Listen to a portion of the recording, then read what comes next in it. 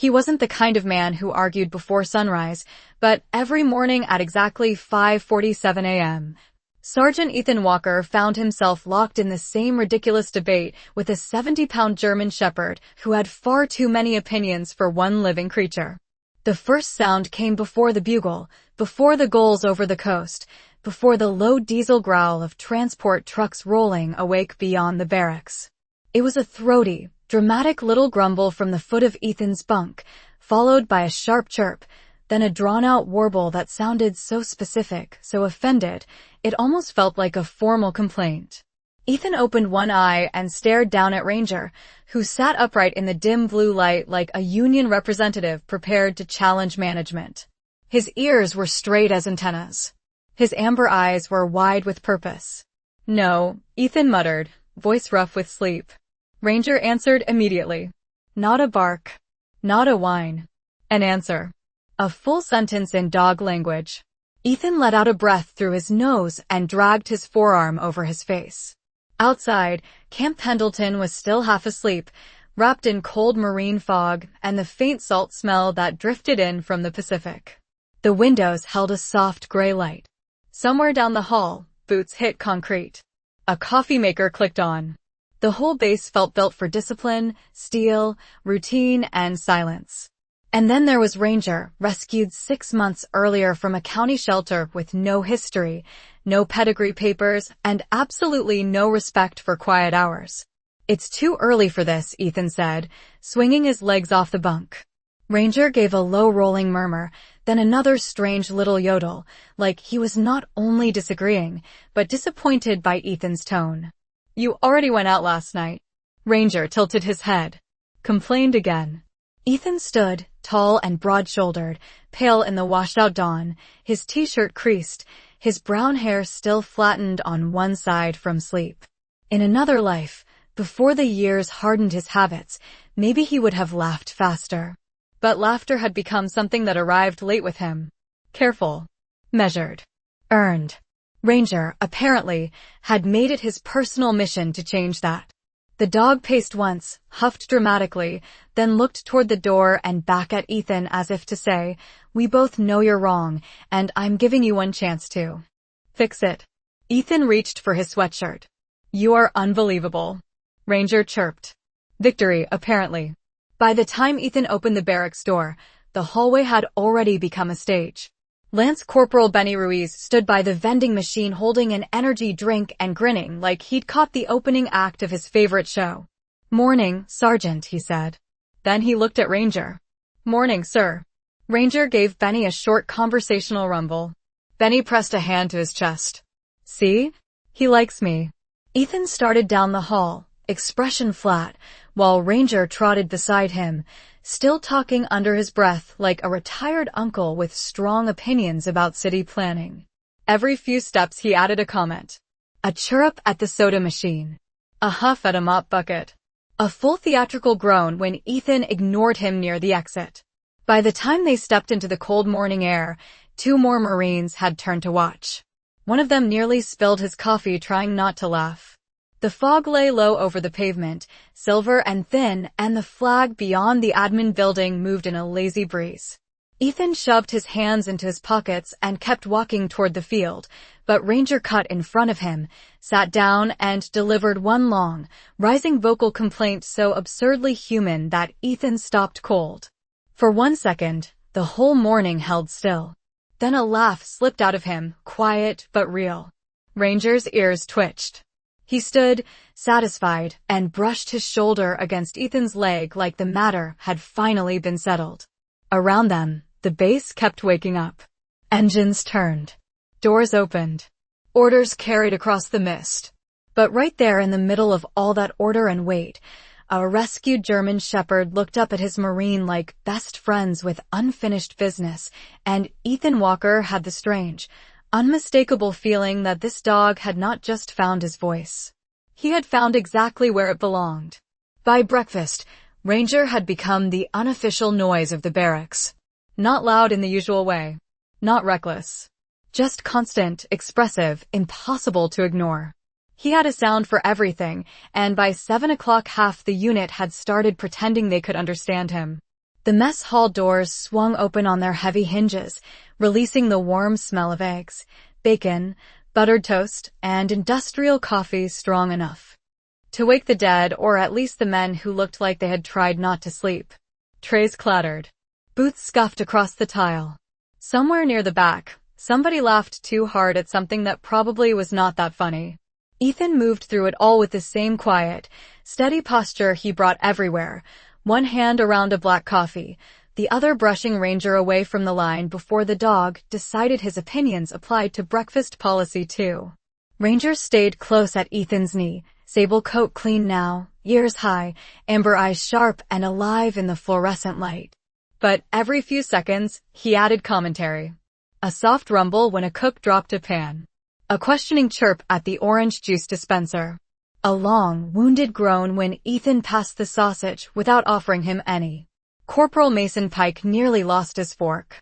"I am telling you, Sergeant, that dog is not making dog sounds," he said, staring across the table. "That is a middle-aged man from New Jersey trapped in a shepherd's body." A few Marines laughed into their trays. Ethan sat down without reacting, but the corner of his mouth twitched.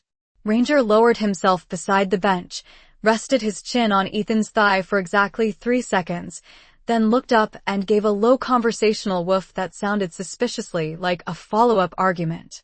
"No," Ethan said quietly. Ranger responded at once. Mason pointed with his fork. "See? This is what I mean. He has rebuttals." Across from them, Lieutenant Harper Whitmore shook her head as she stirred powdered creamer into her coffee. She was one of the few officers on base who could walk through absolute chaos without raising her voice, a tall, sharp-eyed woman from Ohio with the kind of stillness that made other people straighten up. Even she was watching Ranger now with poorly hidden amusement. "Maybe he just has a lot on his mind," she said. Ranger turned toward her and made a short, approving trill. Mason slapped the table softly.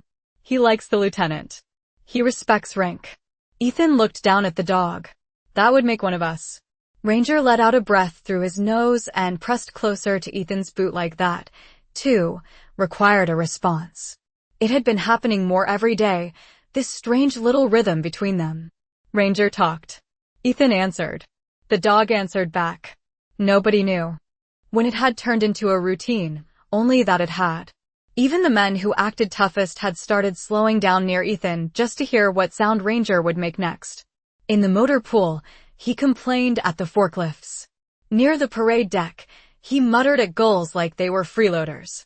He had opinions about brooms, duffel bags, shower shoes, and one very specific red pickup truck that belonged to Gunnery Sergeant Nolan Briggs. Nobody knew why. Briggs took it personally anyway. By mid-morning the clouds had burned off, leaving the base washed in pale California sun. Heat lifted from the asphalt in faint shimmering waves, and the smell of salt, fuel, and dry grass settled over everything.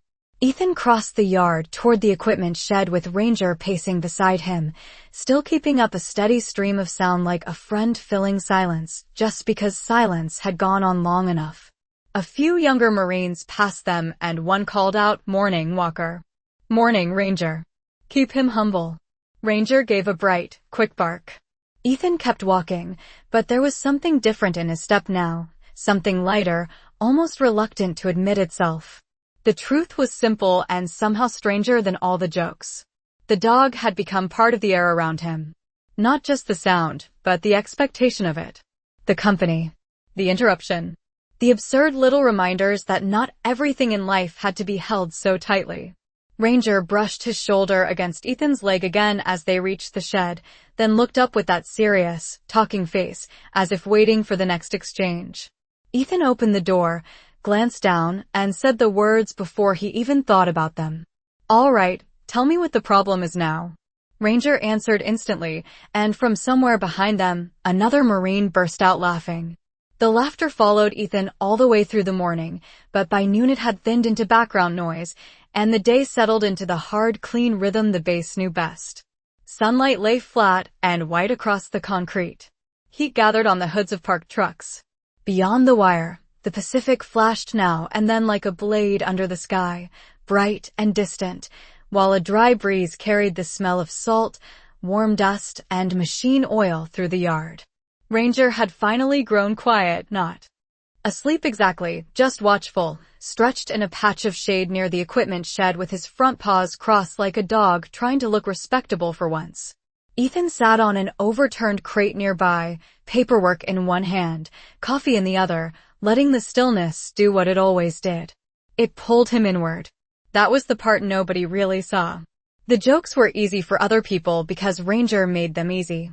But Ethan Walker had spent most of his adult life becoming a man who did not take up much emotional room. He was 35, broad-shouldered, white, steady in the way some men were steady, because they had practiced it so long it became their face. He did his job well.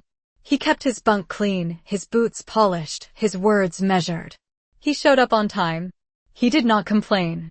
He did not ask much from anyone. Around the barracks, younger Marines respected him because he never made a show of authority. He carried it quietly, like weight in a rucksack. The truth was that silence had become easier than explanation. Easier than telling anybody why some nights he sat fully awake while the rest of the building slept, or why laughter sometimes felt like a language he remembered hearing as a kid and had not spoken fluently in years. There had been losses, the ordinary kind life leaves behind without asking permission. A father gone too early. A fiancé who once said Ethan had a good heart but lived too far behind his own eyes. Friends who had drifted into the blur that adulthood makes of people you thought would always stay close. Nothing dramatic. Nothing fit for speeches. Just the slow weathering of a man who had gotten used to carrying things alone because alone felt organized. Predictable. Safe. Ranger shifted in the shade and looked over at him, amber eyes alert beneath those sharp dark brows. Even now, the dog seemed to sense the exact moment Ethan disappeared into himself. It happened often enough that Ethan had started to notice the pattern. If his thoughts went too still, Ranger would lift his head. If Ethan stared off too long at nothing, Ranger would make some odd little sound, not demanding, not disruptive, just enough to pull his attention back into the world. A low chirr. A questioning hum. A short breathy huff like a friend clearing his throat before saying something inconveniently true. Ethan looked down at the form in his hand without reading it. From across the lot came the clang of metal, the rumble of a cart being rolled over a seam in the pavement, a burst of laughter from the maintenance bay. Life kept moving with or without a person's full participation. Ranger stood, stretched long through his shoulders, and crossed the few feet between them with that easy, confident gait of his. He placed his chin on Ethan's knee. No noise this time. Just wait. Warmth. Presence. Ethan stared at him for a moment, then set the paperwork aside and rested a hand between the dog's ears. Ranger exhaled softly, content, like he had completed a small assignment no one else had noticed. You do this on purpose, Ethan murmured. Ranger blinked once, solemn as a priest. The corners of Ethan's mouth moved before he could stop them. It was a small smile, the kind that would have gone unseen by almost anyone else. But Ranger saw it. The dog's tail thumped once against the concrete, and then came the familiar sound, low and rolling and absurdly conversational, as if to say there you are. Ethan shook his head and looked out at the bright afternoon, where the base shimmered under the California sun and the world, for one quiet minute, felt less heavy than it had that morning. He had not meant to keep the dog. That was the part Ethan would later deny with a straight face, and nobody on base would believe him. 6 months earlier, before Ranger became the running commentary to every hour of his day, Ethan had driven off base on a gray Saturday that smelled like rain and ocean salt and old pavement warming under a weak California sun. He had not gone out looking for company. He had gone because the barracks felt too quiet and because on certain weekends silence could thicken until it seemed to fill the whole room. The county shelter sat 20 miles inland, tucked behind a chain-link fence and a row of tired eucalyptus trees that leaned in the wind like they had heard too much. The building was clean in the practical way those places often were, all bleach and concrete and fluorescent light, with volunteers moving gently through the halls and the distant mixed chorus of animals hoping for something they did not know how to name. Ethan signed the visitor log, nodded to the woman at the desk, and told himself he was just there to drop off a bag of unopened dog food one of the guys in his unit had asked him to donate. That was all. In and out. No complications. Then he heard it. Not barking. Not whining. A strange half-muttered little sound from the back kennels, as if somebody had hidden an old man in a dog crate and given him opinions about customer service. Ethan paused in the hallway. The volunteer nearest him smiled without looking up from her clipboard. That one has a lot to say, she said.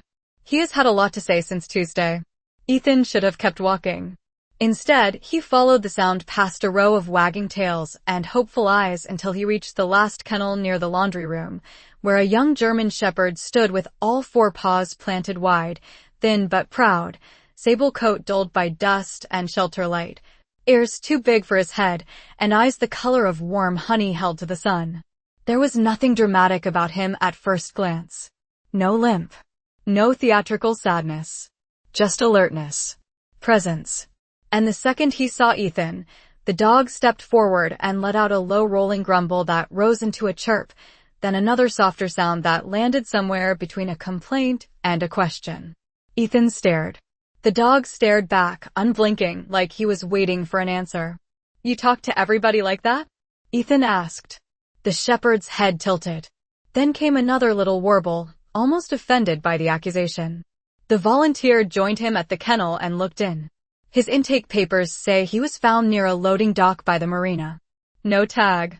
No chip. No one claimed him. She lowered her voice, not sad exactly, just careful. He does not do well with people who walk away. He gets louder. Ethan looked down at the latch. How long has he been here? 9 days. The dog made the sound again, shorter this time, and lifted one paw as if filing a formal appeal. Ethan almost smiled. Almost. What is his name? He came in without one. The volunteer shrugged. We have been calling him Exhibit A because he always sounds like he is presenting evidence. This time Ethan did smile, faint and unwilling. The dog saw it instantly. Something changed in him. His tail gave one cautious sweep against the concrete. Then, with the solemn confidence of a creature making a very serious decision, he sat down, looked Ethan square in the face, and began another low stream of odd little sounds, softer now, almost conversational. It was ridiculous. It was specific. It sounded for all the world like a dog trying to explain himself to the only person in the room he believed might finally listen.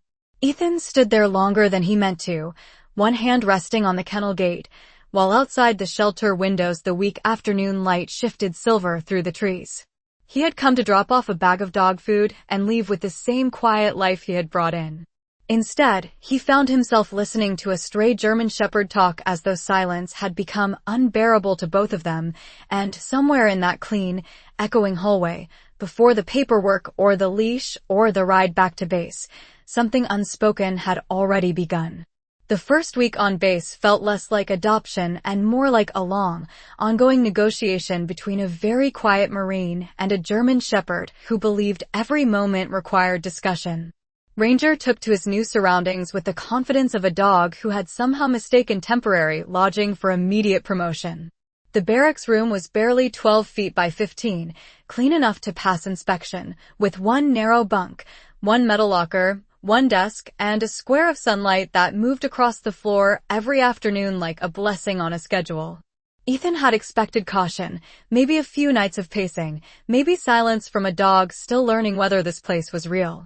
Instead, the minute Ranger crossed the threshold, he walked the perimeter with his tail level and his ears up, sniffed every corner, inspected the laundry pile like a disappointed landlord, then sat in the middle of the room and released a soft, rolling string of sounds that landed somewhere between commentary and critique. Ethan closed the door behind them and stared. You have got to be kidding me. Ranger answered immediately. That was how it began. By the second day, Ethan realized the dog was not random. He was consistent. Specific. There was a certain low murmur when he wanted water, a sharper two-note sound when he wanted the leash, and a dramatic, breathy groan that appeared every time Ethan took too long putting on his boots. He made a tiny clicking sound when he approved of dinner and a long wounded moan if Ethan said the word bath. If a gull landed outside the window, Ranger muttered like a man with strong opinions about bad neighbors. If someone laughed in the hallway, he would lift his head and add a comment of his own. It was absurd enough that Ethan began answering without thinking, and once that happened, the whole thing grew into a private language neither of them had intended, but both seemed to trust. "No, you already ate." Ranger would huff and look at the food bin. "That is not an emergency." Ranger would produce a short, urgent chirrup that clearly claimed otherwise. "You are not coming into the shower." That one always earned a betrayed sound so theatrical it could have sold tickets. Within 2 weeks, the rest of the unit had caught on. Marines passing Ethan's open door in the evening would hear what sounded like a one-sided debate only to realize, after a second, that it was not one-sided at all. Ranger always had a reply. Lance Corporal Benny Ruiz became the first to call Ethan the interpreter, and the name stuck hard enough that even Gunnery Sergeant Briggs used it once, though he disguised it as a joke. One afternoon in the common room, Mason Pike held up a tennis ball and asked, "Dead serious, Walker, ask him if he knows where my dignity went." Ranger, without hesitation, gave one quick bark and looked away. The room exploded. Another time Lieutenant Whitmore stepped into the office while Ethan was filling out inventory forms. Ranger looked up from his bed and offered a polite, almost musical trill. Whitmore raised one brow. "He is friendlier with me than most of your staff." Ethan did not look up from the clipboard. "He respects people who make sense." Ranger gave a soft approving hum, and Whitmore laughed so suddenly she had to set her coffee down. But the strangest part was not that Ranger made people laugh. It was how quickly he learned when laughter was needed. If the room felt tense, he would find a way to break the mood. If Ethan went too long without speaking, Ranger would start up with his low, strange monologue until silence loosened its grip. The dog had an instinct for dead air, for heaviness, for the moments when a person's thoughts turned inward and stayed there too long. He would answer that quiet every time, not with noise for the sake of noise, but with presence dressed up as nonsense. One evening, as the sun turned the barracks wall gold and the smell of cut grass drifted in through the screen, Ethan sat at his desk writing out maintenance notes, while Ranger sprawled on the floor behind him. The room was calm, the kind of calm that used to press too hard against Ethan's chest. Then came a soft, thoughtful warble from the floor, almost gentle now, as if the dog had lowered his voice for the hour. Ethan leaned back in his chair, looked over his shoulder, and said, "What is it this time?" Ranger lifted his head, blinked, and made the sound again. Ethan listened for a second, then nodded slowly like a man receiving a serious report. "You know," he said, "I think I am starting to understand you." Ranger's tail thumped once against the floor, steady and sure, like he had known that all along.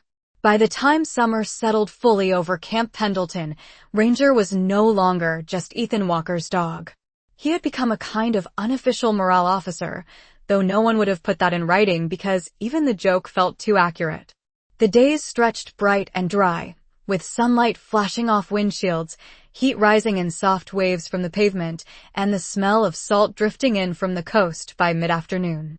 The base moved the way it always moved, disciplined and busy, boots striking concrete, engines rumbling awake, radios crackling, orders passed in calm, clipped voices. But somewhere inside all that order, Ranger had carved out his own strange territory. He knew exactly which Marines would sneak him a corner of toast, and which ones only pretended not to like him. He knew that Mason Pike would always throw the tennis ball too far, and then complain when Ranger brought it back covered in dust. He knew Benny Ruiz laughed before the joke even landed. He knew Lieutenant Whitmore preferred her office door open in the morning and would let him sit just outside it like a visiting dignitary if he stayed quiet for at least 4 minutes, which he never did. What nobody expected was how quickly his noise became part of the place.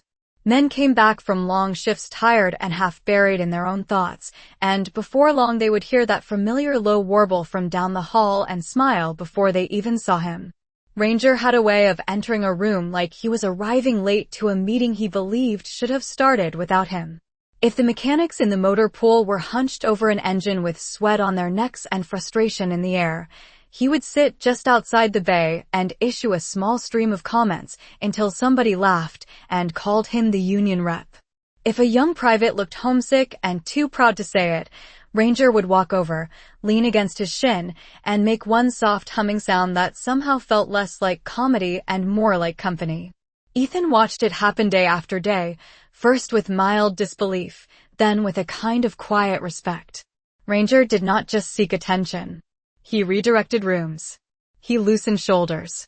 He interrupted heavy thoughts before they had time to settle into a person's bones. One Friday evening, the sun hung low and amber over the training yard, and a group of Marines gathered near the benches after a long week, shirts damp at the collar, water bottles sweating in their hands. Someone had dragged out a small portable speaker, but the music stayed low, just enough to blur into the warm air with the distant cry of gulls and the metallic clink from the far side of the lot. Ranger made his rounds like he belonged to all of them. He nudged Benny's elbow for a chip he was not allowed to have. He stared at Mason until the tennis ball was thrown. He stopped in front of Gunnery Sergeant Briggs and released a low suspicious huff at the red pickup truck parked behind him, which sent the whole group into laughter so sudden and helpless that even Briggs had to shake his head. Ethan stood a little apart at first, arms folded, watching the scene with that same reserved expression he wore when he did not want anyone to notice he was enjoying himself. Ranger spotted him anyway. Of course he did. The dog trotted back across the yard, dust lifting around his paws in the gold light, and planted himself in front of Ethan with a dramatic little vocal complaint, as if to say that standing alone near happiness still counted as standing alone. A few of the others laughed, but Ethan just looked down at him for a second, then let out the kind of real, unguarded laugh that made people turn because they had not heard it enough to grow used to it. It was not loud. It did not need to be. It changed the air all the same. Ranger's tail started sweeping the dirt, proud and sure. Mason whistled under his breath. Benny leaned back on the bench with a grin. There he is, he said softly, though it was not clear whether he meant Ethan or the man Ethan used to be before silence became his favorite hiding place. The sky above the base softened toward evening, pale blue fading into honey near the horizon, and for a little while nobody seemed in a hurry to leave. Ranger moved between them all, talking when he pleased, accepted everywhere now, absurd and beloved. While Ethan stood in the middle of that easy laughter with the warm California light on one side of his face and realized the dog had done something no one else had managed in years. He had turned a place built on discipline into something that, now and then, felt a little like home. The next morning, something was wrong before Ethan even opened his eyes. No low grumble from the foot of the bunk. No little warbling complaint about the hour, the weather, or the injustice of waiting 5 more minutes to go outside. Just quiet. Thin gray dawn pressed against the window. The room held the faint hum of the air vent and the distant muffled sounds of the barracks waking up, but the sound that belonged to Ranger was missing, and, because Ethan had grown used to it without ever admitting how much, the silence landed harder than it should have. He sat up too fast, the sheets slipping to his waist, and looked down. Ranger was there on his bed mat, head up, ears half raised, eyes open and following him. Awake. Alert. But still. Ethan swung his feet to the floor and crouched beside him. Hey. Ranger thumped his tail once, lightly, then rested his chin back on his paws. No chirp. No grumble. No answer. Ethan frowned and ran a hand over the dog's neck, his shoulders, behind the ears, slow and careful. Ranger leaned into the touch, calm as ever, but the usual spark, that strange running conversation always waiting just behind his eyes, seemed tucked away somewhere Ethan could not reach. You feeling all right? He asked, quieter now. Ranger blinked. That was all. By breakfast, the difference had become impossible to ignore. He walked beside Ethan through the hallway and into the mess hall, but he made no comments to the vending machine, no observations about the coffee line, no scandalized protest when Ethan passed the sausage. Marines noticed in small ways at first. Benny Ruiz looked down as Ranger lay under the table and asked, "He's sleeping with his eyes open now?" Mason Pike tossed him a glance from across the bench. "Ask him if he is mad at us." Ethan did not smile. Lieutenant Whitmore came through with her tray, slowed near the table, and studied Ranger for a second longer than usual. "He is quiet today," she said. Ranger lifted his head politely, but did not offer so much as a hum. The absence followed Ethan all morning like a change in barometric pressure. In the yard, Ranger stayed close but silent. In the equipment shed, he watched but did not narrate. At the motor pool, where he normally found something to say about every wrench, wheel well, and suspicious red pickup truck, he simply sat in the shade and listened. The bass sounded different because of it. The engines seemed louder. The radio sharper. The spaces between other people's words stretched longer than Ethan remembered. By midday, the California sun had climbed high and hot, flattening the world in bright white light. Heat shimmered off the pavement. The smell of fuel and dry grass pressed low over the lot. Ethan carried a clipboard out to the shade behind the shed, but he did not look at the paper. Ranger lay nearby, chin on his paws, amber eyes tracking him with quiet devotion. It should have been peaceful. It was not. Ethan realized, with a kind of inward jolt, that he had not just gotten used to Ranger's noise. He had built part of his day around it. Around the interruption. Around the small absurd comfort of being answered. Without it, the old stillness came creeping back, not dramatic, not cruel, just familiar in the way empty rooms are familiar. Ethan sat down beside him on the concrete, knees bent, forearms resting loosely across them. "You know," he said after a while, looking out at the bright yard instead of the dog, "I used to think you were the loudest creature I had ever met." Ranger's ears shifted. Nothing else. Ethan let out a breath and gave a small, humorless smile. "Turns out I liked that." At that, Ranger lifted his head fully and looked at him, really looked, with that deep animal attention that always felt a little too knowing. Ethan reached over and scratched the side of his neck. The shepherd leaned into the touch but stayed silent. Around them, the base kept moving. Boots passed. Trucks rolled. Somewhere a gull cried over the far buildings. Life went on in its usual measured way. But for Ethan Walker, the missing sound beside him had become its own message, and for the first time since bringing Ranger home, he understood just how much of his own heart had been stitched, quietly and without permission, to the strange voice of a dog who had taught an entire place to laugh. That evening the light softened early, the way it sometimes did near the coast, turning the barracks window into a square of pale gold before dusk settled in for real. Ethan sat on the edge of his bunk with his elbows on his knees, looking at nothing in particular, while Ranger lay a few feet away on the floor mat in a pool of fading light, quiet still, watchful still, present but somehow dimmed. The room smelled faintly of detergent, boot leather, and the clean salt air that drifted in through the cracked window screen. Down the hall, someone laughed, then a door shut, then the whole building fell into that familiar evening hush that used to feel normal to Ethan and now felt like something pressing gently against old bruises. He had gone through the motions of the day. Chow. Reports. Gear check. A short walk near the edge of the training field where the grass turned dry and yellow under the summer sun.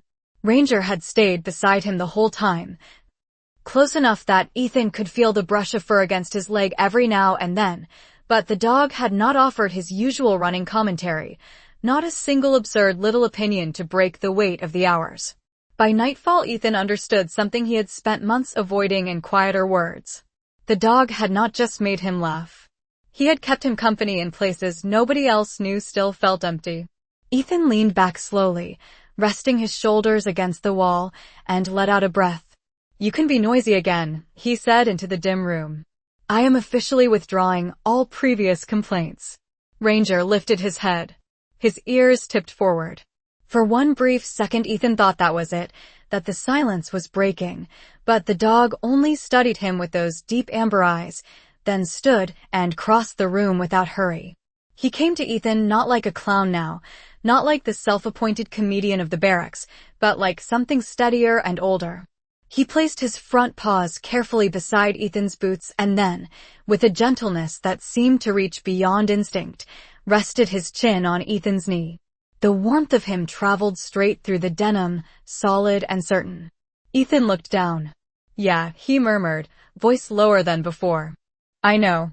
Outside, the last of the daylight drained from the sky. The bass quieted into layers of distant sound, a truck changing gears somewhere far off, a gull crying once over the darkening lot, the thin metallic rattle of a flag line in the evening breeze. Ethan ran his hand over Ranger's head, down the bridge of his nose, along the thick soft fur behind one ear. The dog closed his eyes for a moment, leaning into the touch. It was then, in that half-lit room with nothing dramatic happening at all, that Ethan finally saw the pattern clearly. Ranger had always gotten loudest when Ethan drifted too far inside himself. On the mornings when silence tried to swallow the room, the dog argued with the sunrise. On the afternoons when Ethan's thoughts went flat and distant, Ranger invented reasons to be heard. The talking had never just been noise. It had been a rope. A nudge. A small ridiculous act of mercy repeated so often it disguised itself as comedy. Ethan swallowed once and looked away toward the darkening window. You were never just messing around, were you? Ranger opened his eyes. For a heartbeat there was only stillness. Then, at last, it came. A soft, low sound, almost too quiet to count, a little rolling murmur from deep in the dog's chest, warm and careful and familiar as a hand on a shoulder. Ethan froze. Ranger did it again, this time with the faintest upward lift at the end, as if asking a question he already knew the answer to. Ethan laughed then, but it came tangled with something gentler, something closer to relief than amusement. He dropped his head for a second and rubbed both hands over his face before looking back down. There you are, he whispered. Ranger's tail tapped once against the floor. Then another sound followed, and another, not the full comic performance from before, but a quiet version of it, intimate now, meant for one listener only. Ethan answered every one. Not because he understood the language in any logical way, but because by then the meaning was plain enough. Stay here. Stay with me. Come back to the room. Come back to the hour. Come back to life. And sitting there in the soft dark with a rescued German shepherd murmuring at his knee like an old friend refusing to let the silence win, Ethan Walker felt something inside him loosen and warm, the way a house does when somebody finally turns on the light. The next morning, Camp Pendleton woke under a clean blue sky washed pale by the early sun, and before the first truck rolled past the barracks, Ranger was already back at his post beside Ethan's bunk, delivering what could only be described as a full report on the state of the world. It began with a low grumble, climbed into a bright little chirrup, and finished with a dramatic sound so deeply inconvenienced that Ethan opened his eyes laughing before he even sat up. You're unbelievable, he said, voice rough with sleep and something softer now, something easier. Ranger answered at once, tail thumping against the floor mat-like punctuation. The room felt different with the noise in it. Warmer. Less like a place a man passed through and more like a place that expected him to stay. Ethan pulled on his boots while Ranger sat squarely in the middle of the room and continued his morning argument, objecting to the delay, objecting to the laces, objecting perhaps to the entire concept of human inefficiency. By the time they stepped into the hallway, the familiar routine had returned as naturally as breathing. Benny Ruiz heard them first and leaned out of his doorway with a grin already forming. There they are, he said. The morning news is back on. Ranger gave him a quick approving sound without breaking stride. Ethan shook his head, but he was smiling openly now, not the reluctant half-smile of a man caught off guard, but the plain uncomplicated smile of someone who knew exactly what made this moment good. Word traveled fast across the base, especially when the news was light and welcome. By breakfast, Mason Pike had announced to anyone within earshot that Ranger had apparently resolved his existential crisis and resumed management duties. Lieutenant Whitmore stepped into the mess hall, heard the dog mutter at the orange juice machine, and actually laughed before she reached the coffee line. Even Gunnery Sergeant Briggs, who guarded his dignity like government property, looked down when Ranger issued one skeptical huff in the direction of the red pickup and said, "At least somebody still has standards." The room broke around him in easy laughter, and this time Ethan did not stand outside it. He was in it. Fully. The day moved on in bright California light, heat rising from the pavement by noon, the smell of dry grass and ocean wind drifting across the yard, radios crackling, boots striking concrete, work getting done the way it always did. But threaded through all of it was Ranger's voice, offering opinions nobody had requested and comfort nobody had known how much they needed. A chirp outside the supply room. A rumble at the motor pool. A small, thoughtful sound near Ethan's knee whenever the man's gaze went too far away. And every time, Ethan answered. Sometimes under his breath. Sometimes with dry humor. Sometimes with the kind of quiet affection he no longer bothered hiding. Late in the afternoon, as the sun turned the barracks wall the color of warm brass, Ethan sat on the steps outside with a paper cup of coffee going cold in his hand. Ranger lay beside him, one ear up, watching the yard where a few younger Marines tossed a ball back and forth in the long light.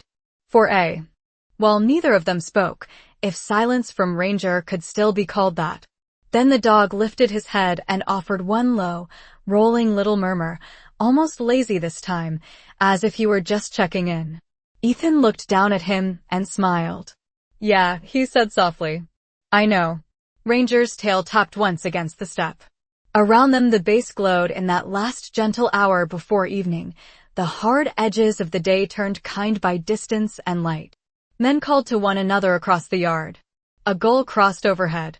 Somewhere a screen door snapped shut. Nothing grand happened. No speeches. No miracles loud enough for anybody else to name. Just a Marine and a German Shepherd, sitting side by side while the day exhaled around them, both a little less alone than they had been before they found each other.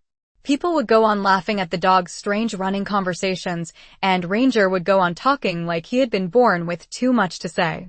But Ethan knew the truth now. Some friendships arrive like thunder. This one arrived like a voice in a quiet room, absurd and faithful and impossible to ignore, until one day the silence that used to live there no longer felt like home.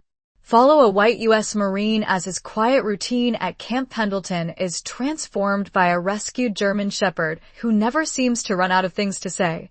This warm, funny, and deeply human story blends humor, healing, and loyalty in the way only great animal stories can.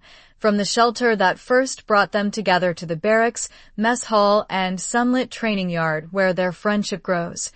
This video captures the gentle bond between a Marine and his dog with cinematic feeling and authentic heart. Fans of animal stories will love the playful conversations, the everyday military setting, and the emotional depth hidden beneath each laugh, as the German Shepherd becomes the unexpected voice that keeps the Marine connected to life. This uplifting journey turns simple moments into unforgettable animal stories, filled with friendship, comfort, and American storytelling warmth. This is one of those animal stories where a loyal dog changes not just a man's day, but the shape of his inner world. If you love emotional rescue tales, military dog friendships, and inspiring animal stories, this story delivers sincerity, charm, and the kind of quiet companionship that stays with you long after the final scene. Character 1. White U.S. Marine, age 35, front-facing portrait, short brown hair, light hazel eyes, clean military posture, rugged but calm face, plain olive drab shirt, realistic human proportions, natural lighting, cinematic realism. No cartoon, no CGI, no illustration. Character 2. Young adult German Shepherd, full body view, sable and tan coat, upright ears, amber eyes, athletic build, alert but friendly stance, natural canine proportions, realistic fur texture, cinematic realism. Suitable rescue story dog reference, no cartoon, no CGI, no illustration.